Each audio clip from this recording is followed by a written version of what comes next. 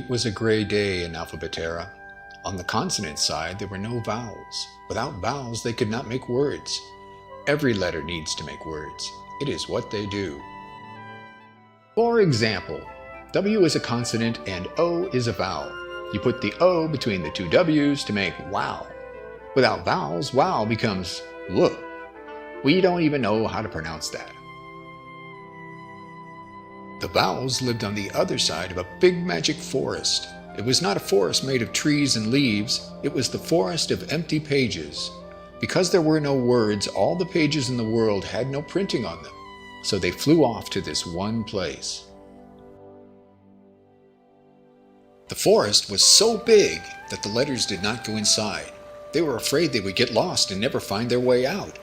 The consonants did not know about the vowels in the east, and the vowels did not know about the consonants in the west. Vowels are letters with musical sounds and are mostly spoken with the mouth open. Without consonants, a word like wow becomes oh, which is mostly useful only if you are a monkey. One day, a little ewe named Upton said, "It is time to explore the forest for the sake of wordless vowels everywhere." And at the exact same moment, on the other side, an S named Stella said, "For the sake of wordless consonants everywhere, I must see what is on the other side of this forest." As soon as the two letters had spoken, magical pages with fancy arrows appeared to point a way to go. The forest had no words, but could provide nice graphics. From the west, Stella took the first step toward the east. From the east, Upton took the first step toward the west.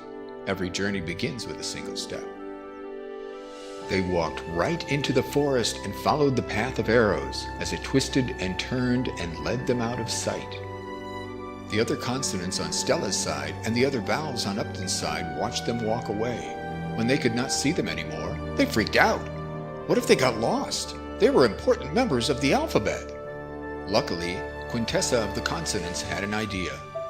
On the other side, Omar of the vowels had the same idea. The arrows were still on the path. They would follow them and make sure Stella and Upton were okay. Before anyone could say no, Omar and Quintessa said, "Hurry up while the arrows are still fresh," and off they all went, wondering what a stale arrow might look like. Actually, magical arrow pages don't go stale. They're magical. Have you ever seen a stale unicorn? A while later, Stella and Upton walked into an open spot at exactly the same time. The arrow lines went right to the center.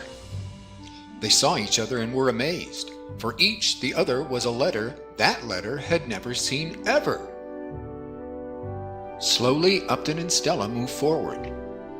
They followed the arrow lines to where they stopped, smiled, and said hello.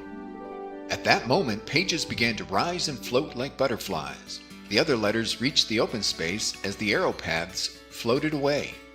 Then they saw something truly amazing. In the center of the open space, Upton and Stella stood side by side.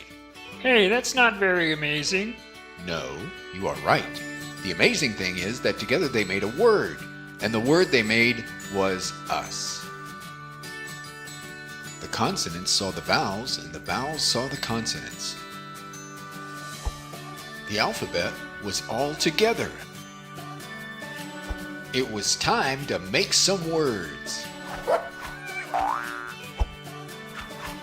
The letters ran around laughing and spelling and laughing. They started out with small words and worked up to bigger ones. Then something awesome happened. Because there were words again, the pages filled up with printed sentences, paragraphs, titles, verse, footnotes, glossaries, and such. Then they took off like wild birds to find their books. The pages flew away. The forest was no more. The letters were left standing on an emerald green hill in the center of Alphabetera. And in the center of the center stood Upton and Stella, the vowel and the consonant who brought the letters together.